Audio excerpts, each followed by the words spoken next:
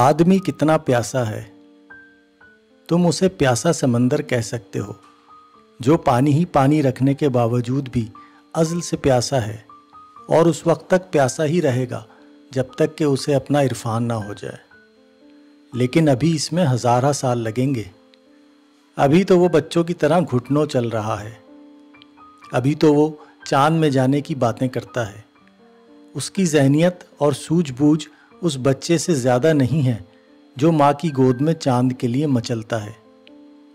वो मसनूई सैयारे उड़ाकर उसी तरह खुश होता है जैसे कि बच्चे साबुन के बुलबुले उड़ाकर मसरूर होते हैं और एक दूसरे से शर्तें लगाते हैं कि देखें किसका बुलबुला देर तक फना नहीं होता है।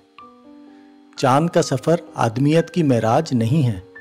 चांद की बातें तो बस ऐसी ही हैं जैसे कि कोई अपने असल काम से उकता जाए और बैठकर गुनगुनाना शुरू कर दे।